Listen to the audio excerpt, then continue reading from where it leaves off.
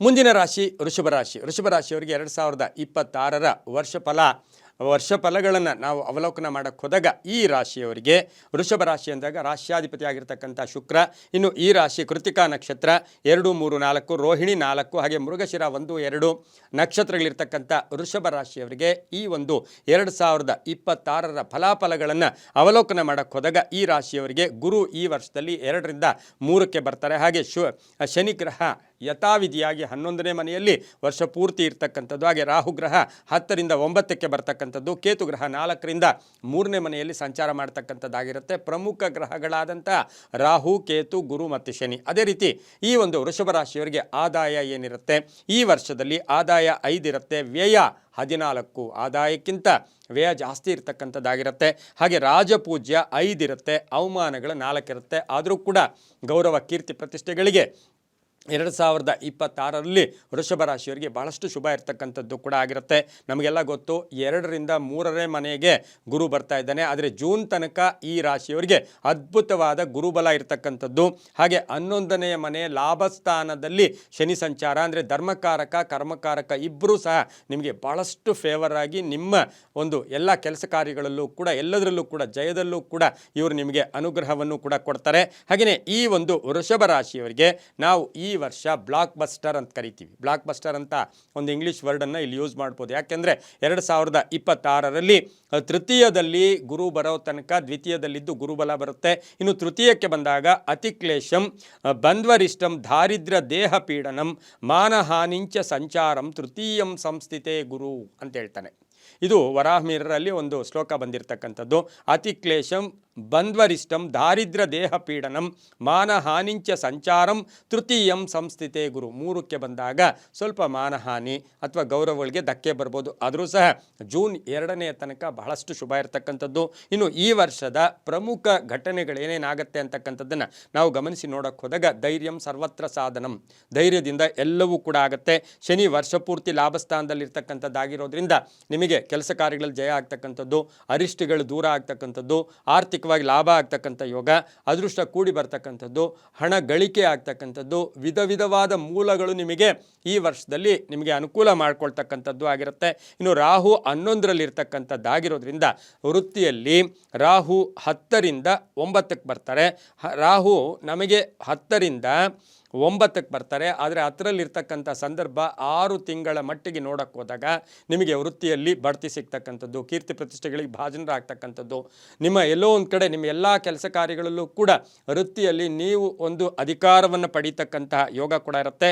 ಆದರೂ ಕೂಡ ಈ ವರ್ಷ ವೃಷಭ ರಾಶಿಯವರಿಗೆ ರಾಜಯೋಗ ಅಂತ ಹೇಳಿದ್ರೆ ತಪ್ಪಾಗಲ್ಲ. ನಿಮಗೆ ಅನುಕೂಲಗಳು ತುಂಬ ಚೆನ್ನಾಗಿರುತ್ತೆ.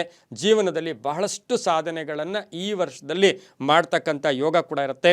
ಪೂರ್ಣ ಕೆಲಸಗಳಿರುತ್ತೆ, ಅರ್ಧಂಬರದ ಕೆಲಸಗಳು ಪರಿಪೂರ್ಣ ಆಗುತ್ತೆ. ಕುಟುಂಬಸ್ಥರ ಪೂರ್ಣ ಸಹಕಾರ ಇರ್ತಕ್ಕಂಥದ್ದು, ವಿವಾಹ ವಿಷಯಗಳಲ್ಲಿ ಒಳ್ಳೆಯದಾಗುತ್ತೆ. ಪ್ರೇಮ ವ್ಯವಹಾರಗಳಿಗೆ ಮನ್ನಣೆ ಸಿಗ್ತಕ್ಕಂತಹ ಸಾಧ್ಯತೆ, ವಿದೇಶ ಯೋಗ ಅಂತ ಹೇಳುತ್ತೆ. ನೀವು ತುಂಬ ದಿನಗಳಿಂದ ಅಪೇಕ್ಷೆ ಪಡ್ತಾ ಇರ್ತಕ್ಕಂಥ ಬಹುದೊಡ್ಡ ವಿಶೇಷವಾದ ವಾಹನವನ್ನು ಖರೀದಿ ಮಾಡಿಕೊಳ್ಳೋ ಯೋಗ ಕೂಡ ಈ ವರ್ಷದಲ್ಲಿರುತ್ತೆ. ಒಡ ಹುಟ್ಟಿದವರ ಸಹಕಾರ ಬೆಂಬಲ ತುಂಬ ಚೆನ್ನಾಗಿರ್ತಕ್ಕಂಥ ವರ್ಷ ಸಹ ವೃಷಭ ರಾಶಿಯವರಿಗಾಗಿರುತ್ತೆ.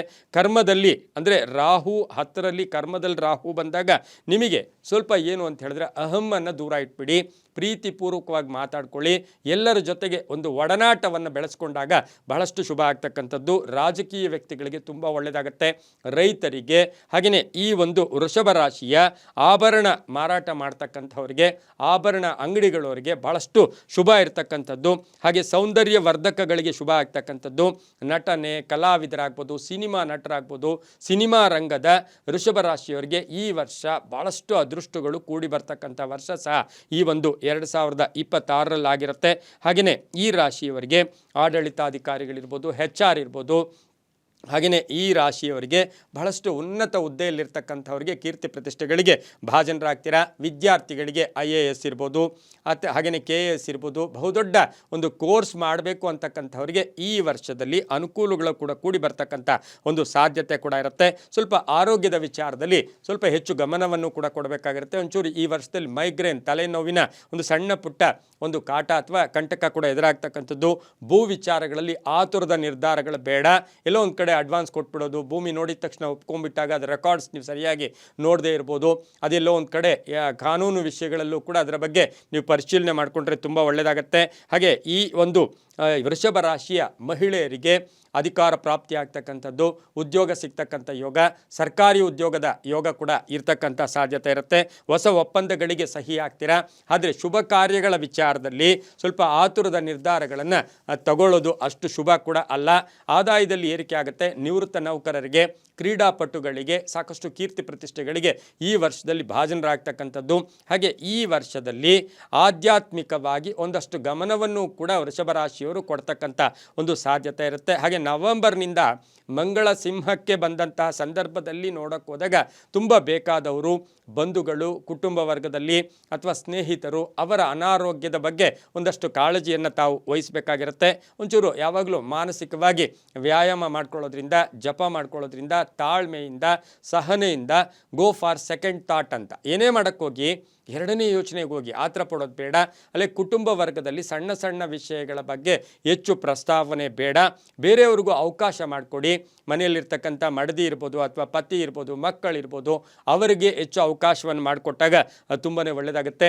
ಇನ್ನು ರೈತಾಪಿ ವರ್ಗದವರಿಗೆ ಸರ್ಕಾರದ ನೆರವು ಸಿಗ್ತಕ್ಕಂಥದ್ದು, ಹಾಗೆ ತಾವು ಬೆಳೆದಂಥ ಬೆಳೆಗಳ ವಿಚಾರದಲ್ಲೂ ಶುಭ ಆಗ್ತಕ್ಕಂಥದ್ದು, ಸ್ವಲ್ಪ ಲೋನುಗಳನ್ನು ತೀರಿಸ್ಕೊಳ್ಳೋಕ್ಕೆ ರೈತಾಪಿ ವರ್ಗದವರಿಗೆ ಈ ವರ್ಷ ತುಂಬ ಚೆನ್ನಾಗಿರುತ್ತೆ. ವಿದ್ಯಾರ್ಥಿಗಳಿಗೆ ಒಳ್ಳೆಯದಾಗುತ್ತೆ. ಪ್ರೇಮ ವ್ಯವಹಾರಗಳಿಗೆ ಪೋಸ್ಟ್ಪೋನ್ ಆಗ್ತಕ್ಕಂಥ ಸಾಧ್ಯತೆ, ಕೆಲವರಿಗೆ ಸಂಗಾತಿಯ ಅನಾರೋಗ್ಯ ಕೂಡ ಈ ವರ್ಷದಲ್ಲಿ ಕಾಡ್ತಕ್ಕಂಥದ್ದು. ಹಾಗೆ 10ರ ರಾಹು ನೋಡೋದಕ್ಕೆ ಹೋದಾಗ ನೀವು ಅಡುಗೆ ಮನೆ ಸ್ವಚ್ಛವಾಗಿ ಇಟ್ಕೊಳ್ತಕ್ಕಂಥದ್ದು. ಈ ರಾಶಿಯವರು ಸ್ವಲ್ಪ ಅಡುಗೆ ಮನೆ, ಬಚ್ಚಲಿನ ಮನೆ, ಸ್ನಾನದ ಮನೆ, ಈ ಜಾಗಗಳನ್ನು ಸ್ವಲ್ಪ ಸ್ವಚ್ಛವಾಗಿ ಇಟ್ಕೊಂಡಾಗ ಆ ಮನೆಗೆ ಸ್ವಲ್ಪ ಅದೃಷ್ಟ ಕೂಡ ಕೂಡಿ ಬರ್ತಕ್ಕಂಥ ಸಾಧ್ಯತೆ ಇರುತ್ತೆ. ಆದರೆ ಹಣಕಾಸಿನ ವಿಚಾರದಲ್ಲಿ ಸುಮ್ಮನೆ ಅತಿಯಾಗಿ ಖರ್ಚು ಮಾಡ್ತಕ್ಕಂಥದ್ದು, ಯಾರೋ ಸಾಲ ಕೊಡ್ತಾರೆ ಅಂತ ಜಾಸ್ತಿ ತಗೊಳ್ಳೋದು ಕೂಡ ಈ ವರ್ಷದಲ್ಲಿ ಒಳ್ಳೆಯದಲ್ಲ.